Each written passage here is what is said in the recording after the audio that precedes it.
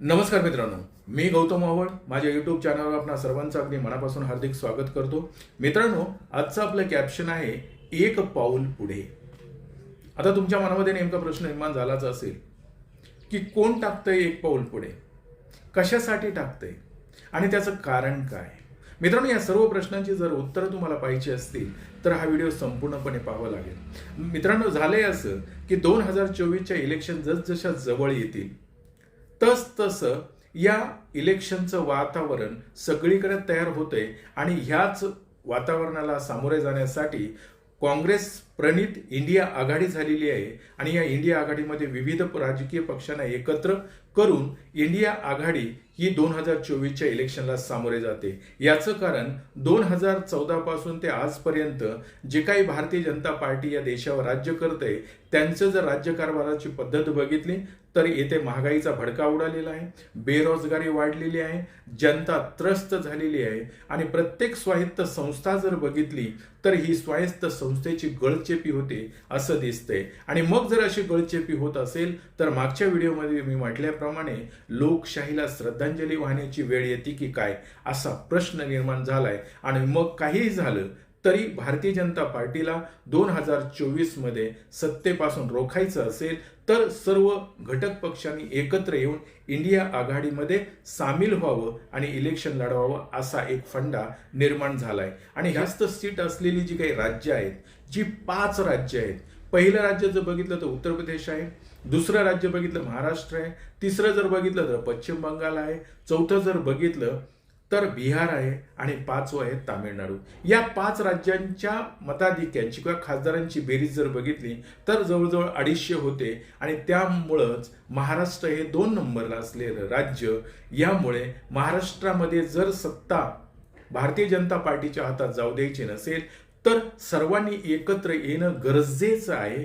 परंतु काहीही झालं तरी आजपर्यंत 2019ला ज्या पक्षानं आपला ठसा राजकीय भूमीवर उमटवला असा वंचित बहुजन आघाडी या पक्षाला मात्र इंडिया आघाडीमध्ये अजूनही समाविष्ट केलं जात नाही आणि ते केलेलंही नाहीये. परंतु मीडियामध्ये मात्र काँग्रेस पक्षाचे नेते असतील, विरोधी पक्ष नेते असतील किंवा त्यांचे जी काही मंडळी आहेत, उदाहरणच द्यायचं झालं तर माजी मुख्यमंत्री राहिलेले पृथ्वीराज चव्हाण यांनी मुंबई तकला एक बाईट दिली आणि त्यामध्ये बाबा काय म्हणतायत तुम्हीच ऐका. आंबेडकरांचा प्रश्न आहे, त्यांच्याकडे 2 मार्ग आहेत की त्यांनी सरळ इंडिया आघाडीचे समन्वयक आहेत त्यांना संपर्क साधला पाहिजे, स्वतः संपर्क साधला पाहिजे आणि आम्ही इंडिया आघाडीमध्ये येऊ इच्छितो असं सांगितलं पाहिजे. किंवा राज्यातल्या 3 पक्षांना कळवलं पाहिजे की आपण राज्यात बसून काही निर्णय घेऊ, जागा वाटप करायचा प्रयत्न करू. पण त्यांचा आतापर्यंतचा त्यांचा अनुभव काही चांगला नाही. त्यांची शेवटची अंतिम पावलं ही भारतीय जनताला मदत करणारी ठरतात. जसं गेल्या निवडणुकीमध्ये वंचितच्या आघाडीमुळे जवळजवळ 9 अतिरिक्त खासदार भाजप ते निवडून आले. त्यामुळं त्यांनी आपली विश्वासार्हता ही सिद्ध केली पाहिजे. बाबा असं सांगतायत की जर त्यांना बाळासाहेब आंबेडकरांना जर इंडिया आघाडीमध्ये यायचं असेल तर त्यांना कोणी अडवणार नाही किंवा त्यांनी आलं पाहिजे. परंतु त्यांच्यावर विश्वास नाहीये कारण 2019 मध्ये काँग्रेस पक्षाचे 9 खासदार यांचे पडले आणि त्याचा फायदा भारतीय जनता पार्टीला झाला. आणि प्रकाश आंबेडकर शेवट असंच करतात की ज्या गोष्टीचा फायदा भारतीय जनता पार्टीला होईल. आता मित्रांनो, हे ऐकल्यानंतर जसं आपल्याला ही मीडियामध्ये आलेली बातमी ऐकायला मिळाली तशीच बाळासाहेबांना सुद्धा ही बातमी ऐकायला मिळाली असेल आणि मग बाळासाहेबांनी ठरवलं की ठीक आहे, आपणच पुढे येऊया. कारण जर काँग्रेसची इंडिया आघाडी आपल्याला अजूनही समाविष्ट करून घेत नसेल आणि मीडियामध्ये मात्र या बातम्या पेरत असतील, आपल्याला बदनाम करण्याचा जर प्रयत्न करत असेल तर आपणच एक पाऊल पुढे टाकूया. कारण अजूनही त्यांच्यामध्ये वाटाघाटी, ज्याला जागेंची वाटाघाटी म्हणतो, त्या झालेल्या नाहीयेत. म्हणून बाळासाहेब आंबेडकरांनी हे बघितल्यानंतर स्वतः एक पाऊल पुढे टाकलं. आणि ते कसं, तर बाळासाहेबांनी डायरेक्ट 4ही पक्षांनी ज्या काही लोकसभेच्या 48 जागा आहेत या आपण सर्वांना समसमान घेऊ आणि इलेक्शनला पुढे जाऊ आणि कोणत्याही पद्धतीमध्ये भारतीय जनता पार्टीला महाराष्ट्रामध्ये लोकसभेच्या जागा जिंकू द्यायच्या नाही असं ठरवूया.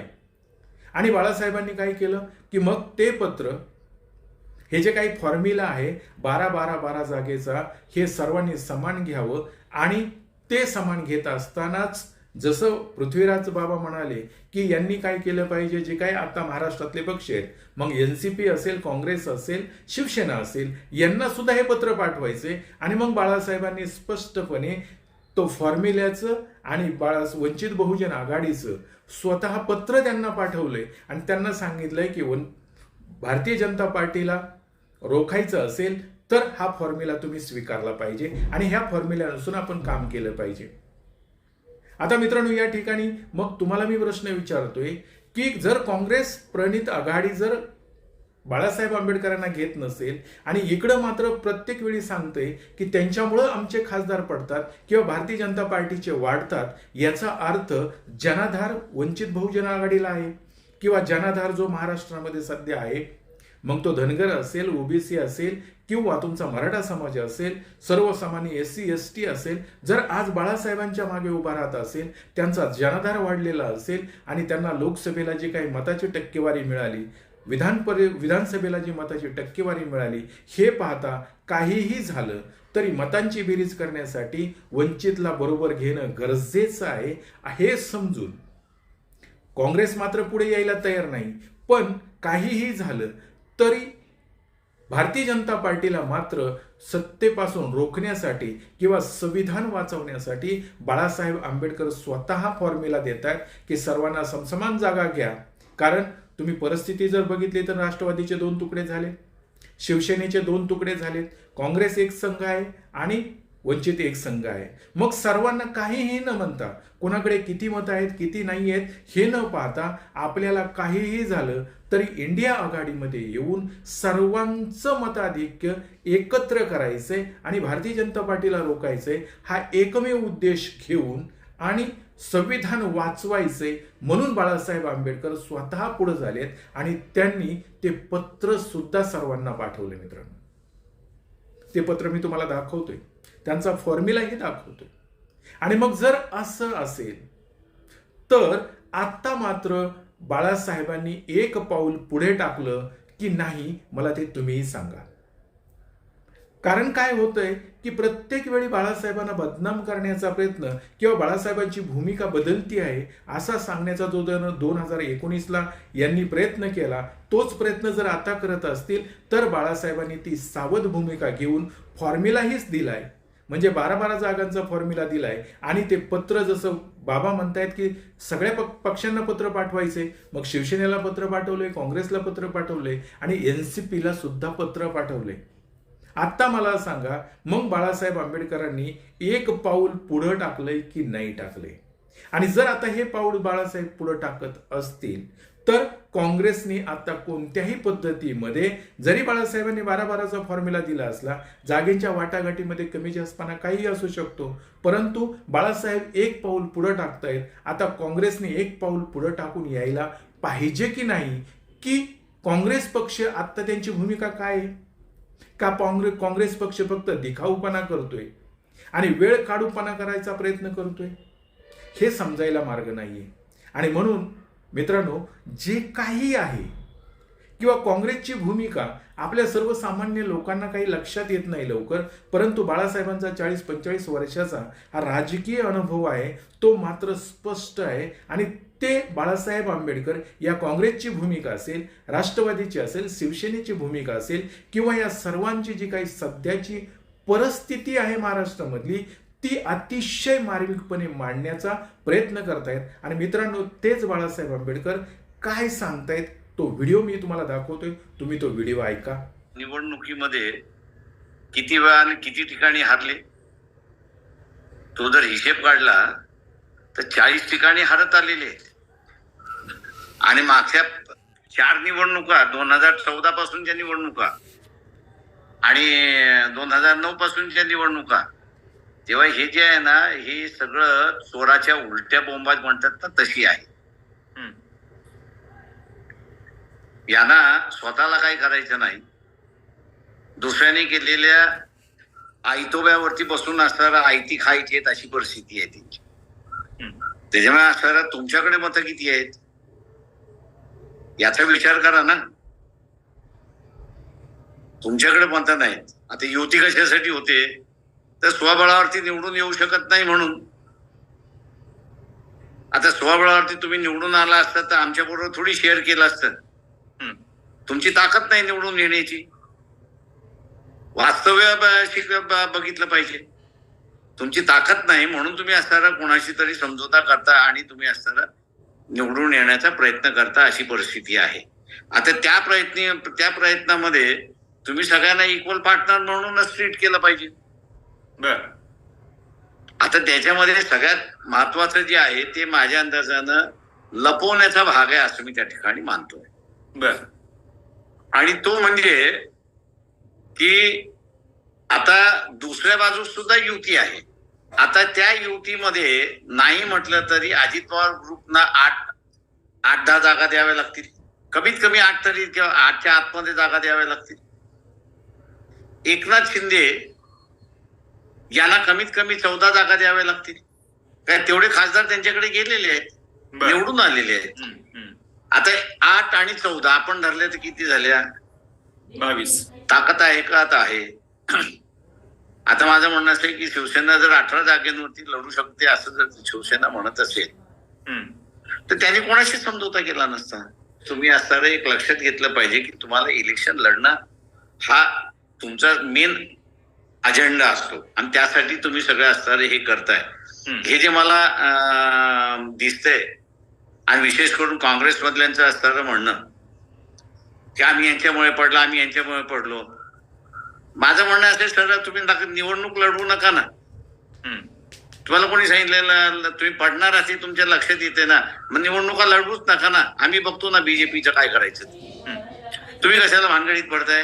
तुम्हाला लोकांनी आमंत्रण दिलं का? काँग्रेसला किती जागा मिळाल्या? तर 1 जागा मिळाली आणि ती सुद्धा कोणाला मिळाली तर सेनेमधून आलेल्या माणसाला मिळाली, काँग्रेसवाल्याला मिळालेली नाही. चंद्रपूरची शरद पवारांकडे 4 खासदार आले ही असणारी वस्तुस्थिती आहे. त्याच्यामध्ये नाकारता येत नाही. पुणे जिल्ह्यामध्ये त्यांचं असणार आहे. शिवसेनेकडे असणारा बीजेपी बरोबर लढत असताना ते 18 जागेवरती आले, 23 जागा ते लढत होते. आता माझं म्हणणं आहे की तुमच्या सगळ्यांची ती स्ट्रेंथ राहिली आहे का? राजकारण पाहिजे की कुटुंब पाहिजे? म्हणजे आत्ताचा जो पेच आहे, आता या पेचाला ह्यांना उत्तर शोधावं लागेल. आम्ही उद्धव ठाकरेंना सरळ सरळ सांगितलेलं आहे की तुम्ही आता चॉईस करा. त्यांनी आमच्या बरोबर बसून असताना प्रॅक्टिकल फॉर्म्युला त्यांनी असताना हे केलंय. त्यामध्ये ते म्हटले आपण 24-24 लढू.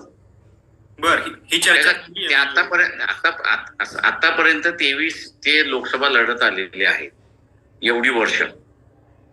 त्याच्यामुळे उरलेल्या जागेमध्ये ते लढत नाहीये, त्यांची संघटन वीक आहे हे त्यांनी मान्य केलेलं आहे. त्याच्यामध्ये युतीचा हा असा एक परिणाम होतो की तुम्ही जिथे लढता तिथे तुमची संघटना स्ट्रॉंग, तुम्ही जिथे लढत नाही तिथे असताना तुमची संघटना वीक आहे. आणि त्यांनी आमच्या बरोबर बसून असताना मी मोकळेपणाने सांगतो की 24 त्यांनी लढायचं. ते म्हटले 24 तुम्ही लढा. आम्ही होय म्हटलेलं आहे. आता असताना उद्धव ठाकरेंना ठरवायचं आहे की आम्हाला जर असताना इंडिया आघाडीमध्ये घेण्यात आलं नाही तर मग ते आमच्या बरोबर राहणार की इंडिया आघाडी बरोबर राहणार हे आता उद्धव ठाकरेंना ठरवायचं आहे. आज माझ्या अंदाजाने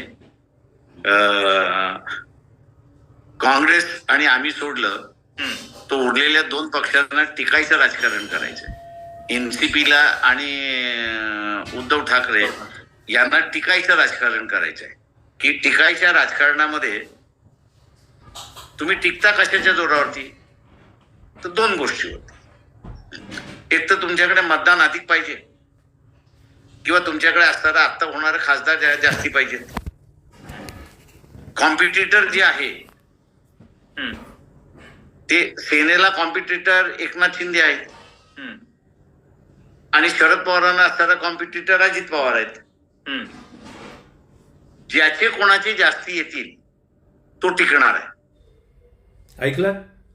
बाळासाहेबांनी स्पष्ट भूमिका मांडली की आता कोणाकडे किती मतदान आहे किंवा कोणाकडे किती जागा आहेत हे न पाहता सर्वांनी एकत्र आलं पाहिजे आणि त्यांना सत्तेपासून रोखलं पाहिजे. पण आता कोणाकडे किती जागा आणि जागा वाटपामध्ये वेळ घालवू नये आणि त्यामध्येच जास्त वेळ जर गेला तर मात्र तो आपल्या फायद्याचा नाहीये.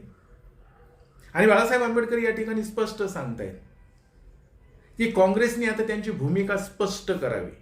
काहीही झालं तरी चालेल.